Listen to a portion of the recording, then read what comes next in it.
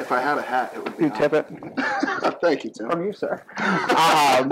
So here we are. We're at episode 10 over a beer.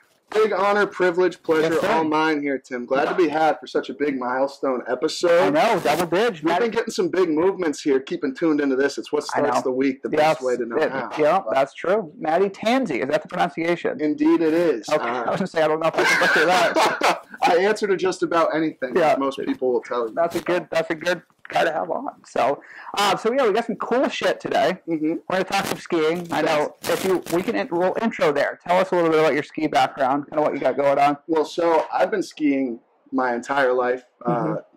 Too bad I have two brothers that are way better than me at it. But basically, I've spent the last few years working a modified giant slalom race for all ages, all abilities. So I've been lucky to go around from like 30 mountains a year from Maine to Pennsylvania, playing music, playing games, and just having a blast getting to meet people. So that's sweet. I actually went to see Teton Gravity Research just put out this phenomenal movie, Winterland. If you haven't seen it, it's bananas. 12-year-old kid Kai Jones throwing backflips like I've never seen in my life. That's sick. And they're doing a Warren Miller movie next week at the Music Hall in Portsmouth. I like Warren Miller. As we get a little colder, Sunday River's already got some snow coming out. I saw yesterday. Fake snow coming in? They're working. They're blowing. I know. The implants, we call it. Burke Mountain, USA is the most underrated gem in the Northeast. I was going to ask you. All right, let's go. We'll start there. So your favorite mountain in New Hampshire, your favorite mountain in Maine that you've worked. All right.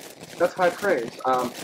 Being able to have that input to share. So if we're talking favorite mountain in New Hampshire, for amenities, love, and what you're able to bring to the field, Pat's Peak, 7 days a week. Okay, Pat's Peak's fun. 5 minutes away. I was an instructor there in high school, and you got to love a place where you can get a season's pass for 20 to 29-year-olds for $222, unlimited, no restrictions, and night skiing. Sweet bar there, too. Oh, well, I was just going to say, best part about it, sled pub, $6 20-ounce finest kinds. Oof.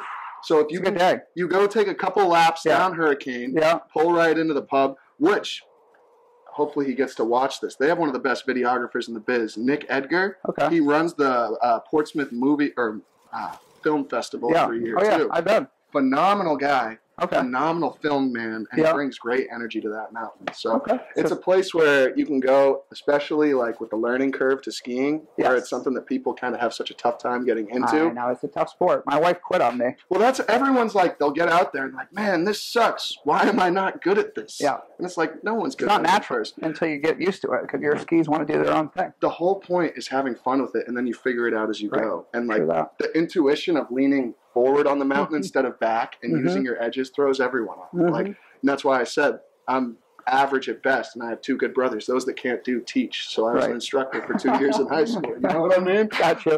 But like New Hampshire, Maine. Yes, thank you. For working in Maine, I have to say it's got to be Mount Abram. Okay. Mount Abram. Where is it? So it's town is going to escape me. Area. So if we're coming from like the Portsmouth area, it's a little area, closer to Biddeford, like an hour from Biddeford, if that makes sense. Yep. Phenomenal spot though. So their lodge burnt down before I even started working. Oh no, sad story. Yeah. But what they did was they basically built this like impromptu, like massive tent setup with like a bar and stuff in it. But the energy and vibe of that mountain, it is true to soul skiing and soul snowboarding like you've never seen in your life. Like, love that. Everyone's super stoked. Great welcoming atmosphere to get people into it, which the sport right now needs people to be involved. People that want to. It's dying out, dude.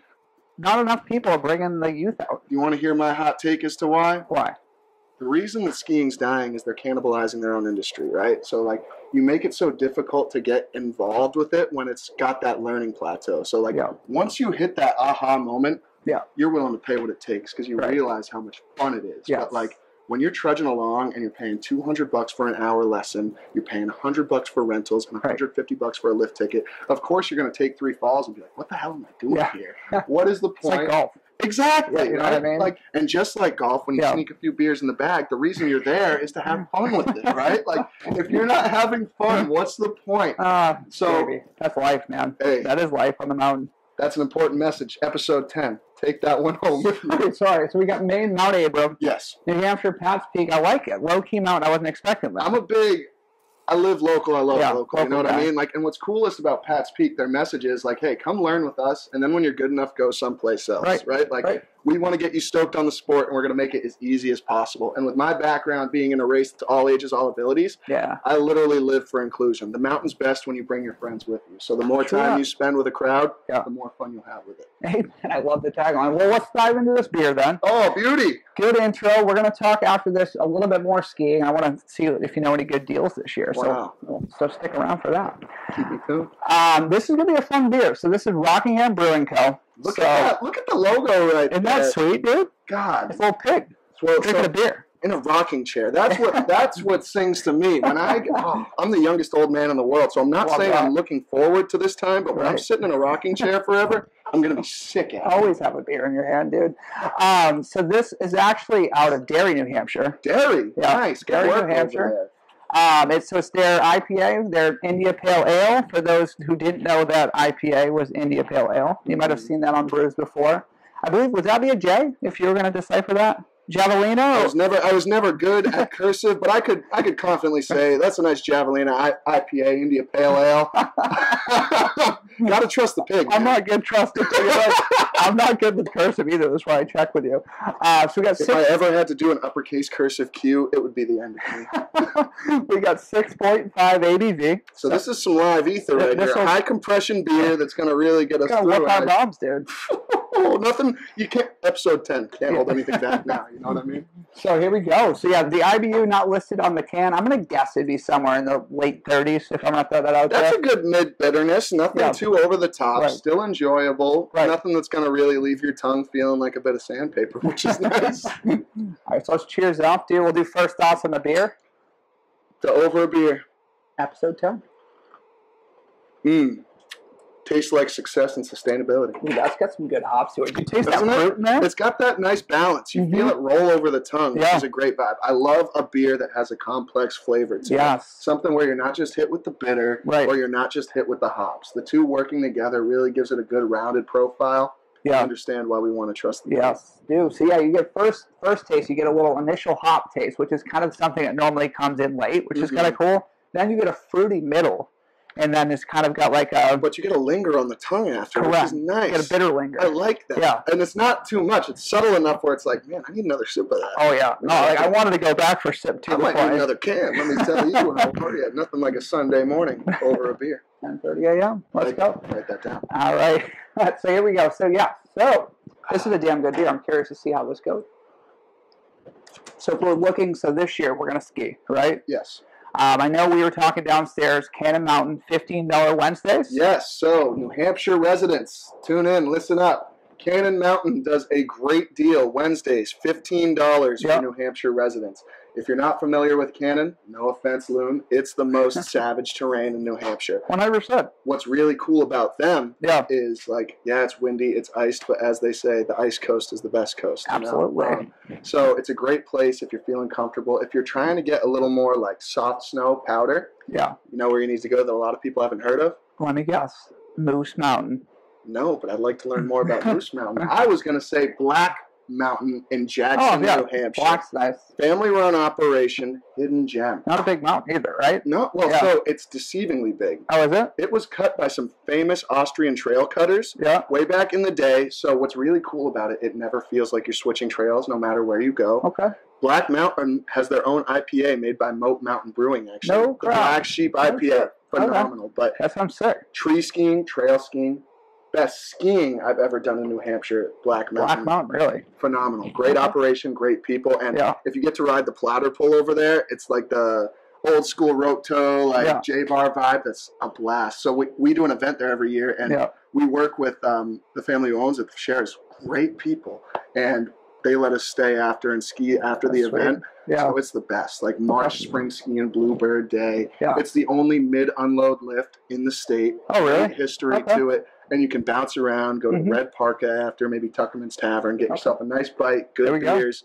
and not have any hassle doing it. I love it. Sounds like I think it's like a $35 weekend lift ticket. I was going to ask you, pricing okay? Yeah, they do phenomenal work. And last year at the Boston Ski Show, if anyone's going to the BWI Expo, November 14th in the Boston Seaport, they were giving out Throwback Thursday cards, Thursday lift tickets for $25. Bananas. They do such good work. Such a phenomenal place. Cannot say enough good stuff about Black Mountain in Jackson, New Hampshire. Okay. Hey, interesting. Just like our can, dude. Right on cue. Thank you. I love that. So Black's good. I know we know the Cannon deal. Any other deals that pop out that just...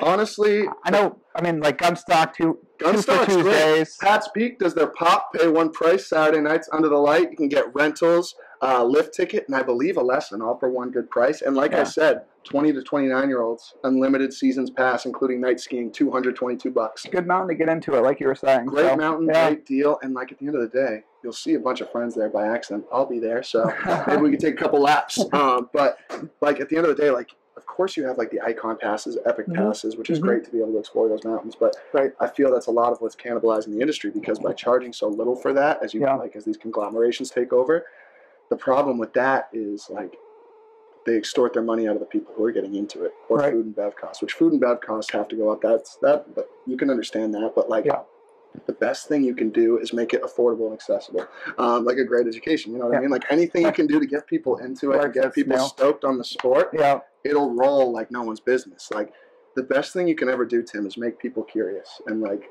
when you see someone catch that fire for skiing or snowboarding, it's pretty powerful to see something that gets people so excited for it being so damn cold and so damn miserable outside. I always said I don't love the winter, but I found the best way to get through it. Skiing I wouldn't change for anything.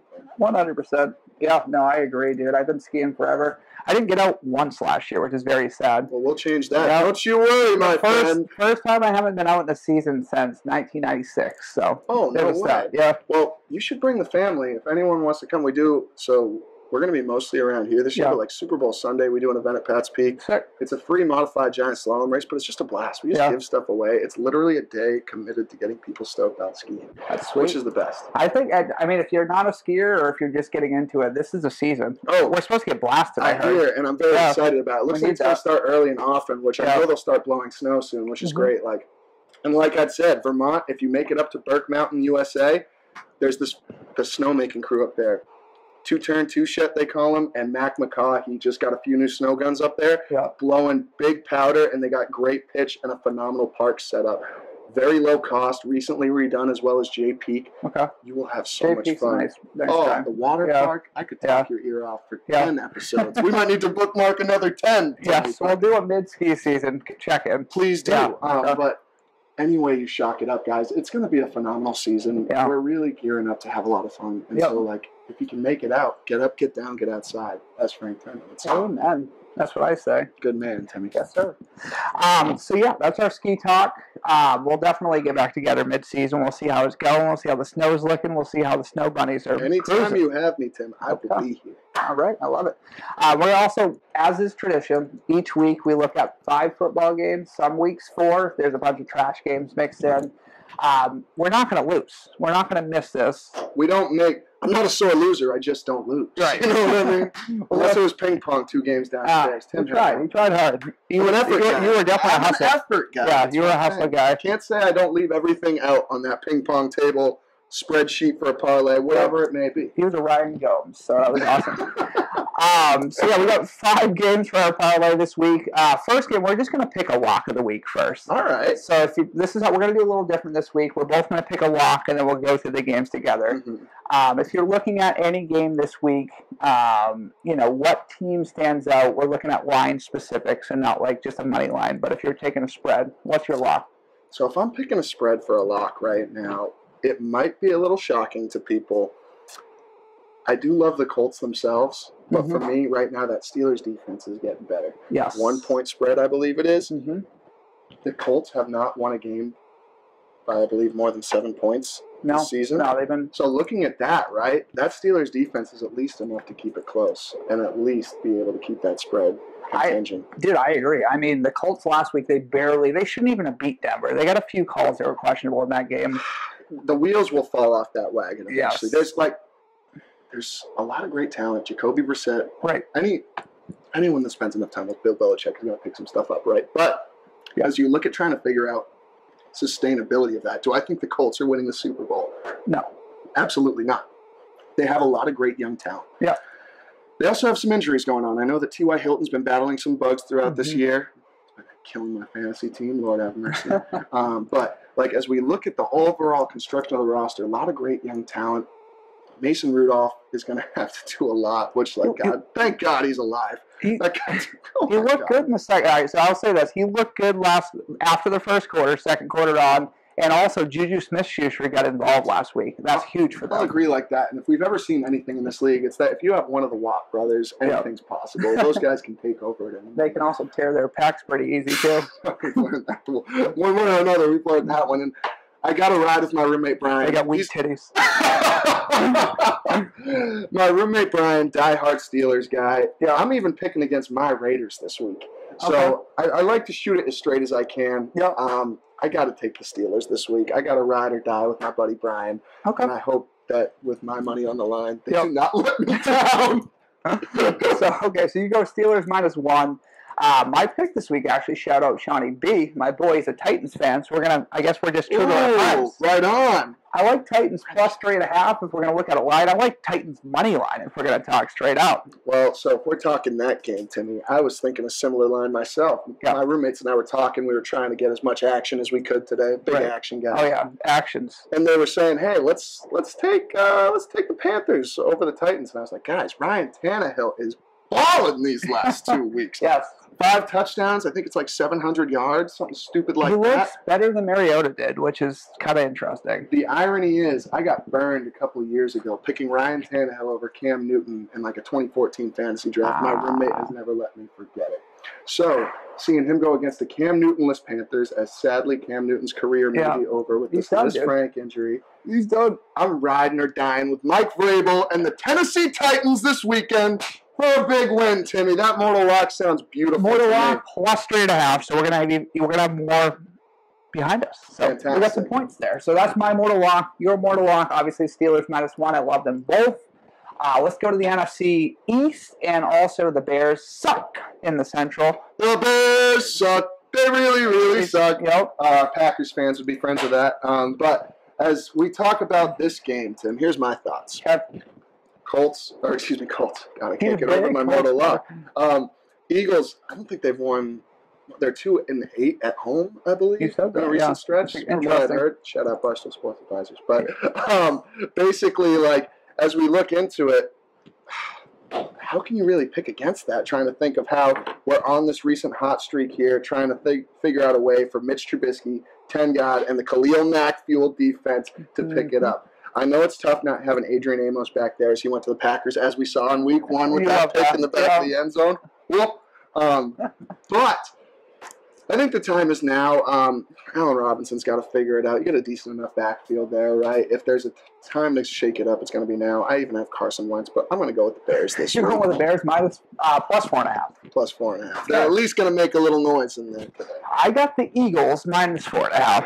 Ooh, a disagreement in the house. Yes, so they're coming off a huge win. The Eagles are very much so a momentum team. If you look at the last few seasons, I mean, obviously they got us. That sucked. And then the next year they made a deep run into the playoffs after like not even being in contention. Very similar setup, very traditional. Sounds like the New York Giants of the peaks of the Eli Manning years. Correct. Yeah, obviously no Nick Foles this year, so Carson Wentz Dynamite needs Nick. He needs to step up. Yeah, that's our boy Carson Wentz, dude. You're telling me as I sit at 2 and however many in my fantasy team. Alshon looks good. Deshaun Jackson, is he healthy this week or is he out? I don't know if he is yet. That being said, when he comes back, he's an entire game. That's lights out. No disrespect, Nelson Aguilar, but someone that can really come down with that catch like a one-man cold, I'll take him every day of the week. So, like, having him, Alshon, would make me a little more comfortable. That might be able to affect my thoughts here. Yeah. But it's put up or shut up time for the Bears. You gave your entire future to get Khalil Mack in. And as we look into it, right, we'll try and figure out if that's something that's at least going to be able to bring you another win this season. You know what I mean? No offense. It's nothing personal, and I know what it's like. I'm a Raider. Dude, this Brewer's got some zip. It's loosened me up. Yeah, he's zippity. I feel nice. Hey, as you should. It's the 10th episode, my man. Let's go. Can't hold anything back now. What do you call 10? Decade, but what is it? Diamond? Jubilee? No. If you're married for 10 years. Paper? Diamond? I don't know. We'll figure it out. One quick question. I know you got Steelers. That was your mortal lock, correct? Any concern with Connor being out and Samuels starting this week in the backfield, or what are your thoughts there? I mean, as we saw with James Conner coming to the big play in the first place, right? It seems like it might even be more that playbook. And although it's not the best, that offensive line running scheme is really kind of being able to help give you at least an opportunity. We saw it with D'Angelo Williams when Le'Veon Bell went out a few years ago. We saw it with Le'Veon Bell. We saw it with James Conner. At the end of the day, although there's no Big Ben, which might be an aberration for it, I know that they'll go as far as they can carry them. And Juju starts putting up a little more. That guy's energy brings a lot to that locker room and a lot to the field. You get a cancer like Antonio Brown out. Yeah. I know what I'm talking about. Oh, yeah.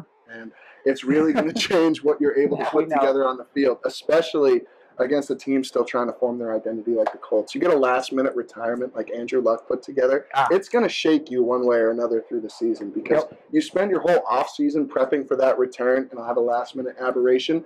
You may do great for a little while, but how sustainable is that when it gets cold and those hits start piling up? I got a fact for you, though. Please. Any spread that's been within 3 points, I bet against Jacoby Brissett all year. So I believe there was 3 or 4. I am 0 for 3 or 0 for 4. Don't tell me that. That's due in a couple weeks. But with that being said, I'm betting for the Steelers this week. So Steelers, I actually got them before that line shifted. So I was early on. So I actually got the Steelers at +0.5 or +1 point. Ooh, nice. Wednesday, little extra action. Thursday, yeah. It pays to be early. Preparation is key. Don't forget that. Write that down. I mean, jumping on lines earlier in the week, you can be part of like the shift of the line. Pats were like -6 when it opened, I think, or minus. I thought they were -5 when I came in today. What a pleasant surprise! Pats against the Ravens. You know what I mean? Are we diving into that one yet, Tim? That'll be our last one. Grand finale. Save the best for last. Yes, of course. So we're differing on the Bears Eagles. We're both Steelers -1. Excellent. Vikings at Chiefs. Matty Moore, he's still actually, I guess, until they ruled out. They haven't yet. It seems to be, at least as far as I know. I think it'd be dumb to play Pat Mahomes, but he hasn't been ruled out yet. At the end of the day, right, as you look at this, Chiefs are a winning team. Kirk Cousins always struggles against a winning team. But you've got a monster like Dalvin Cook, right? Beast. I guess it depends on that offensive game plan. So this one's going to be a little tough for me. It's tough for me to pick against the Chiefs, even if they don't have Mahomes. That being said, I know that Andy Reid is a big play-it-safe guy. Correct. Yeah. In Arrowhead, though, I got to take the Chiefs. I cannot bet against the Chiefs in Arrowhead. Chiefs +3.5? Chiefs +3. All right. Man, I'm a hometowner, so I hope the Chiefs lose. Vikings are hot. Interesting, though. Kirk Cousins and like half their offense last week were shaken up. So that's true. That's going to be tricky. I want to see like who's completely healthy. I don't have any confidence in Matt Moore, so until we see Pat Mahomes' name on the list. Look at Matt Moore in Carolina, in Miami. That guy is just the epitome of somehow finding a way. And everyone was just like, what is this guy still? What has he played, like 10 years in the league? And everyone's like, I saw he was picking up for Pat Mahomes, my other fantasy QB. I was like, this guy's still around? This guy, like Josh McCown, has made such a beautiful career of being able to hold the clipboard, a la Charlie Whitehurst clipboard. Jesus, my all-time favorite. I like the Vikings -3.5. Nice. I love it when we're on the same page. This is the furthest off I've been with anyone. I think the Vikings are in a good groove. You've mentioned it yourself. Dalvin Cook, arguably the best running back in the league this year. And you still have Stephon Diggs, right? Well, that's Stephon. He's waking up, you know what I mean? He's alive. Evanescence. Wake him up inside. He's figuring it out one step at a time. That's a classic. Look that song up, download it on iTunes if you don't have it. What year? Do you recall? 04, 05. Good year. Daredevil was out that year, I believe. Ben Affleck's still at the top of his prime. He was still good looking. Everything changes. No, I'll go Vikings minus 3.5. I think that offense is too good until Pat Mahomes gets back. 5-4 Chiefs. Woo! They're going to be a wild card team soon enough. As our buddy Pat Kennedy used to say back in the day when some lady of the night tried to borrow his Chiefs windbreaker that he had bought at Savers one day, and she was like, I'm going to take this jacket. And he ripped it out of her hands and said, no way, the Chiefs are way too sick this year. I love that. My lock, Tennessee at Carolina. Mm-hmm. Like I said, I think the Titans plus 3.5. You can't go wrong there. Which, like CMC, my roommates were saying, we got to take the Panthers. You can't. So you're the M, right? Well, I'm the Titans guy. I was the voice of reason. I will be liberated. Ryan Tannehill will perform today. God, let's hope. Guaranteed. Let's hope we'll edit this out. We'll edit this out. Put this in the outtake reel if this doesn't go well. We have a guarantee. Ryan Tannehill will perform this week. What is that clown who's filling in for Cam Newton? He's actually doing pretty well. But I don't even know his name. Exactly. If there was ever any sense to take, you may be a week late seeing this. Tannehill's the man-a-hill this week. Tannehill, yeah. So, no, I agree on that. I definitely think Titans come out and win a field goal game. They're looking good. It's obviously, we're completely off there. His name's Allen. Kyle Allen. There's a ton of Allen starting right now. In the Josh NFL. Allen, Kyle Allen. There's another all mediocre at best. Nothing. Isn't the quarterback for Denver and Allen too this week that's starting? I'm not going to look it up because we're on. They're not putting Drew Lock in? We'll talk about that after, but potentially. The last game, I'll let you lead there while I actually look up that stat. We got the Ravens in New England. Patriots are 3 points favorites. That's the lowest point spread of the season for us. We finally have a game. What's going to happen? You're going to let me lead off against the marquee matchup of the week. Let's touch base. Let you lead. Let's look at Lamar Jackson, right? Phenomenal game plan, great positional player, right? How long is that sustainable when you're going up against a Patriots defense allowing the least yards, and I believe their history? It blows my mind what they've been able to do this year, putting together week to week. And you look at it, if anyone's going to be able to game plan against the strengths of Lamar Jackson, it's Darth Hoodie himself, the Belichick. Always knows what he is doing on Sunday, and the prep they've put in, I am terrified. I have a best friend who's a Ravens fan. That's not good. Love him to death. Gonna be I got to shoot straight with him. Pats don't lose in Gillette either. What is it like? I forget. There was a stupid stat. They haven't lost in Gillette since the razor blade came out. That was in the 40s. God, so. those were good times. God. Remember Foxborough? I love the 40s. But as we look at Terrific Tom, right, as he rides off into the sunset, probably 20 years down the line, you don't bet against Tom at home. You don't bet against the Patriots this year at home. If the 49ers can still keep that undefeated streak going, Tom Brady, Bill Belichick, although they recently released sober guy Josh Gordon, he was doing great at keeping clean. Did you hear what he had said at the beginning of the year? He said, I'm not going to answer any more questions on my past, but this is the first time I've actually tried to get sober. Thus, we gave him the nickname, the sober guy. I love that. Oh, get him his medallion. But that being said, as we look at the Ravens offense, it's definitely dynamic, but to what extent? Right. You look at that secondary, the brothers McCourty, you have also Adam Butler, is it, who's on the defensive line, who's been a menace at the first start of the season. Dante Hightower is always a monster. I can't say enough. And the way they fill into next man up, how can you pick against the Patriots this week? I honestly don't think you could pick against the Patriots with a clear mind. Not if you're smart. Unless you started drinking for the London game, I don't think anyone in their right mind is betting on the Ravens this week. You have to drink a lot. You would have to be doing some Zambuca, some dirty mimosas. Throw a little liquor in there. Start throwing ideas like that out, I'll never leave. I'll never leave. I'd be comfortable with teasing the Patriots this week. Ooh. So Pat's -9. -9. That's a I have a buddy that was looking at that line, and I think you get the Pats at like plus 200 or something crazy, or like maybe 150, but regardless. I was hearing my roommate was telling me the other day about, I forget what the stat was about, like confidence you can have betting on the Patriots compared to like the next best team that you can be confident to win money. It was a stupid aberration for the amount of money you could win and the absolute like consistency of it. And I was just like, of course it is.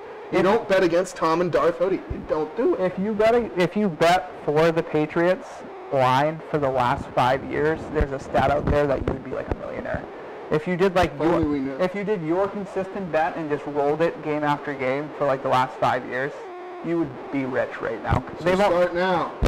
Ramp up your bets while Tom Brady's still in. Now might be the time to fade that. Wow. I don't know. But no, I like. And that's from a Patriots fan. I'm a realist sometimes. I like the Pats -3. We're rolling this year, so I mean, you could probably bet their line every game this year. You'll make a lot of money. Rolling on the river. I was thinking more Kid Rock, dude. Wow. We'll keep rolling. Bar with the bar. Rolling. Like Limp Bizkit in the Urban Assault Vehicle. Brad Scott. That was Limp Bizkit, wasn't it? Rolling. Also, Redman, Method Man, DMX. Great chewing tobacco. Redman. Keep on rolling. Let's go. All right, so this is actually I think would be a pretty safe line to look at this week. I'm just going to throw this one out there. It sounds morbid, but taking a 37 under. Ravens and Bills this week. The over-under is 37. Who in the Bills? Redskins and Bills. Redskins. What did I say, Ravens? Yeah. Well, that's why I was confused. I was like, what did I miss? I missed the segue. That was a beautiful transition. I blew it up. Half a segue. So, you got Redskins and Bills. 37 is the over-under. I think that's a lock at under 37. Yeah. I mean, I don't think they're going to score 28. That being said, right, Redskins defense is not that bad per se, as not bad as the Redskins can be. Bills offense is not that good. As good as can be as the Bills are, right? Like Josh Allen, like he is what he is. I mean, and you trade Zay Jones to the Raiders. Thank you. But like you start looking at what the real dynamic of that team is. The defense balls. Like, correct. I would be worried, but like at the end of the day, I don't expect the Redskins defense to do much anyway. Keep them points low. Keep it under the spread. Let's go. I'm with you on that. Minus 37. Use the rest of your account on that. Yeah, right. Balance it out. Cover your other bets by betting against that one. It's a smart, safe I actually idea. did that this week, honestly. Really? I was trying to. I hedged with that over-under, so. I got to make up money. I had a rough go at the Breeders' Cup. So. As my good friend Mark DeSisto would say, you can always be late on a credit card payment. You can never be late on a bookie payment. That's true. That's why I just use safe gambling. Wow. I don't go through a bookie. Wow. Nice. Bovada guy. Write that down. So here we go. We're going to go final thoughts on this beer. Javelina, Indian Pale Ale, or IPA as we know. Rockingham Brewing Company, they hump, dude. They're good. Slaps. As far as like IPAs I've had in a while, I have not been so pleasantly surprised. And I was intrigued by the can, but I was captivated by the flavor. Look at that, just a blackout, dude. This is something cool. This is like the matte finish on the can. You know feels like something it? I want to hold in my hand. This is like the Oakland. This is a Raiders Bud Light look last week. Bad boys for life. I cannot argue with that. I should have worn my Raiders bucket hat today. Next time. Yeah, episode 20. Yeah. Look for us on episode 20. We'll revisit that. That'll work. Phenomenal choice in beer, Tim. You got great taste. Thanks. As anyone who watches this beautiful debut will probably be able to tell you as well. Sir. So we're going to do final thoughts. We're going to score this beer 0 to 10. Round scores aren't frowned upon, so whatever you're feeling. All right. And I'll let you lead off if you would like, as being the honored guest. Final thoughts. Let me first say, honored to be had, privileged to be able to share this with you. Keep tuned in. Hopefully we'll be brought back for another opportunity. But Tim, you're doing you're doing the Lord's work here. Beautiful things going on over a beer and break room daily. Check it out more. I look forward to a chance for another heady beverage with you. But yes, sir. As far as what I might be able to give this for a rating, I might give it an 8.8 because I'm not a patronizer. So I know there's always a little room for development, but it's phenomenal. Okay. I love the profile. I love the two-tone complexity to it. Yeah. And I love the way it sits on your tongue. It's something where you can enjoy sipping and still get a good feel out of with that high ABV. So check it out. Give it a taste. You'll be glad if you did. 8.8. Okay, I like it. I'm not going to go that high, and you came in at a disadvantage. The last 2 weeks, I had a Treehouse Brewing Co. 2 weeks ago. Autumn was phenomenal. Last week we had Naughty Nurse. I believe I went. That was a good beer. I went 8.9 and then I went 7.9. I think this is awesome. It's slightly below both of those. Interesting. I would go 7.5. Woo! It's a great beer. That's top 3/4 though. No, and that's like praise. That's like a top 4 or 5 score for all the beers I've ever had, and I've had some good ones. So, Very hoppy, like you were saying. You can still see the foam on the side of the mug. Good legs. Very good legs. It still kicks. Look at how low we are. And legs long as the day in the heat of summer. And this is literally still bitter. So that's a good sign. It's got good, It didn't stale out. It didn't lose its life. It holds itself. Very well put, in the sense where you can enjoy a beautiful shoot like this and still be able to crush 30 minutes later, and you're still enjoying the beer. 30 minutes. That's a rarity. Best of my life. I normally like a 5-minute beer guy. 5 minutes, multiple repetitions. I'm a heavy sipper. I do 12-ounce curls in multiple sets, heavy repetitions. That's it, dude. That's how I'm so yoked. So no, I think 7.5. I think that's a reasonable score. I think that's a really good beer score. You know, like you said, there's room for growth. Exactly. I'm learning that as I try these great beers. I can't give everything the 9.1 I want to. The beauty of beer is it's all relative. Right. And the more beers you try, the more it shapes your perspective. Your palate, you can taste the flavor on your palate, dude. Mustache twist. I wish. Me too. I'm shaving today. I kept this on for you, bro. Thank God. I'm glad one of us had facial hair. It would have scared you out of the house. Hopefully, you're telling me when I come back, if I don't have a beard, run me out of town with pitchforks and pointy sticks. You said you were going for the Minshew look this week, right? Is that what you pulled off? He just wins more than I do. If I could be as cool as Gardner Minshew II, we'd probably be able to rock this a little more. But I was going for, oh my God, great value someone. Poor man's version of anything. Whoever you're thinking I look like, throw great value or poor man's in front of it, and you're dead on. Well, I already said a poor man's Ben Affleck. Wow. And you took it as a compliment. That's high praise. Well, as we say, he was getting later. When I was in college, it used to be Brody Jenner. And I was like, I must be getting older now. I was like, hopefully, and I was, as being Batman, or Matman for Halloween, I was like, hopefully I'm a better Batman than Ben Affleck. But right. I would give... So that's a review. So 7.5, 8.8. 8.8. I mean, I'll take that as a compliment for picking this beer. 8.8 tastes great. Trust him. He knows what he's doing. Hashtag. Let's go.